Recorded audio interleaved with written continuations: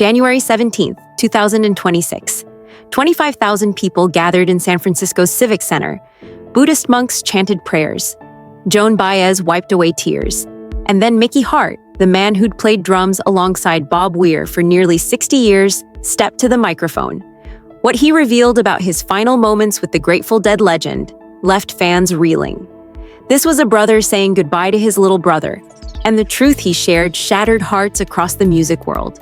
Mickey Hart joined the Grateful Dead in 1967, becoming their second drummer.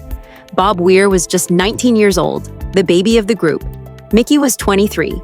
From the start, Mickey saw Bob as his little brother. They lived together in Haight-Ashbury during the Summer of Love. They experimented together. They toured relentlessly, performing thousands of shows across 3 decades. Mickey described their musical connection beautifully. Bob had incredibly long fingers that allowed him to play unique chord voicings few other guitarists could pull off. Jerry Garcia himself told Mickey that the harmonics Bob created became inspiration for Jerry's own solos. When the entire band locked in together, Mickey said it was transcendent. The Grateful Dead officially ended in 1995 after Jerry Garcia's death. But Mickey and Bob weren't done. They reunited for various projects over the years, and in 2015, they formed Dead & Company with John Mayer. For another decade, they kept the music alive, culminating in 2 historic residencies at Las Vegas's Sphere. In July 2025, Bob Weir was diagnosed with cancer. Just weeks after diagnosis, he returned to Golden Gate Park for a 3-night celebration of 60 years of music. Those performances drew roughly 180,000 people. Mickey Hart was there.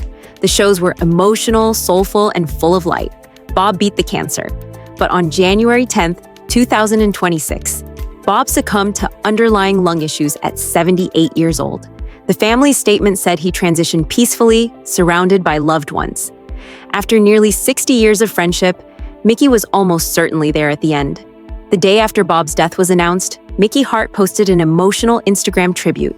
He called Bob his little brother, his first friend in the Grateful Dead. He wrote about how they'd lived together, played together, and made music that changed the world. He mentioned Bob's unique chords and how Jerry Garcia found inspiration in Bob's harmonics. But then Mickey wrote something that gutted everyone. What was a lifetime of adventure boils down to something simple. We were family and true to the music through it all. Family, not bandmates. Family. Mickey posted photos showing the bookends of their lives together, young and wild in the 60s, and recent photos as elder statesmen of rock. He ended with heartbreaking words, "Still cannot believe he's gone." 7 days after Bob's death, San Francisco hosted a public memorial that Mickey helped organize. The homecoming brought together an estimated 25,000 people. The event began with a 3-block procession down Market Street. At Mickey's request, Gyudo Foundation Buddhist monks offered healing prayers, referencing their first meeting with the dead decades earlier. When Mickey spoke to the crowd, he didn't give some polished speech. He spoke from the heart. He said there was nothing like Bob Weir, that he was singular, a true original. Mickey told thousands, "I could sit here and tell you so many stories about our lives together, but at the heart of it all is that this was never just a band. It was a family." Think about the weight of those words. Mickey Hart has played with countless musicians over 60 years. He's a world-renowned ethnomusicologist.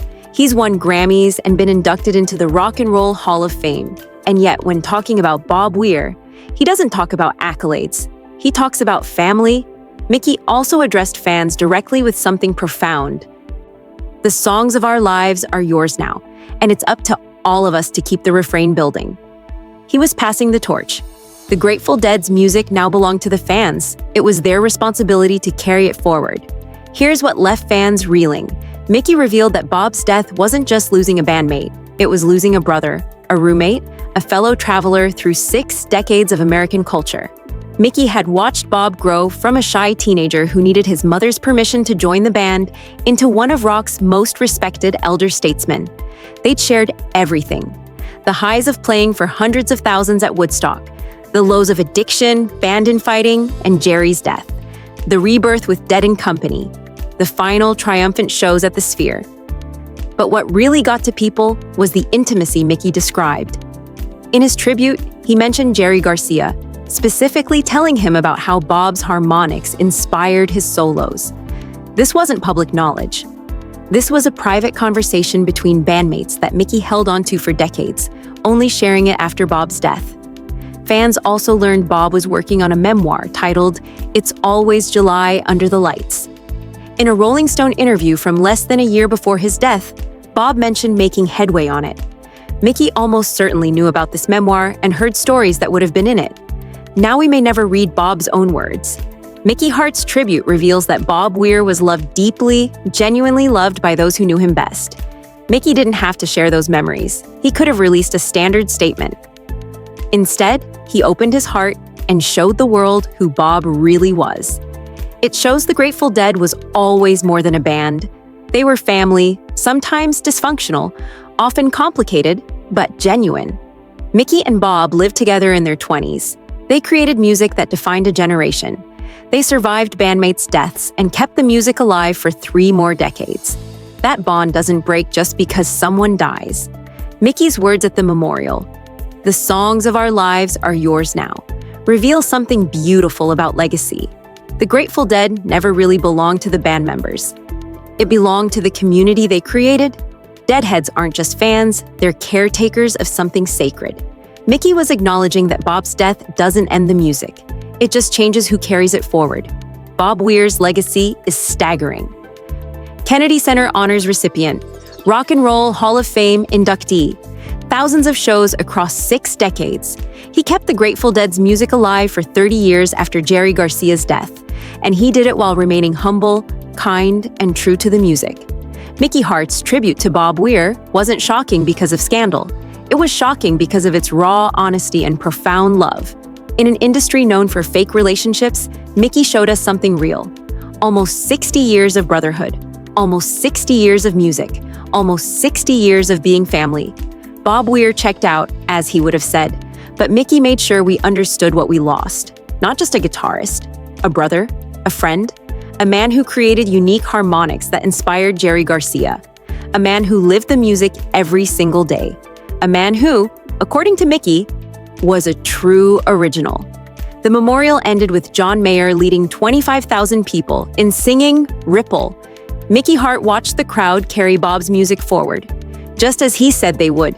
The songs are ours now, and every time we play them, we keep Bob Weir alive. So here's my question for you. What does Mickey Hart's tribute reveal about true friendship in the music industry? How do you think Bob Weir would want to be remembered? And if you've ever seen the Grateful Dead or Dead & Company live, what's your most powerful memory? Drop your thoughts in the comments. This story isn't about scandal. It's about love, legacy, and music that never dies. Hit that subscribe button for more deep dives into the real stories behind rock's greatest legends. Thanks for watching, and remember, the music plays the band.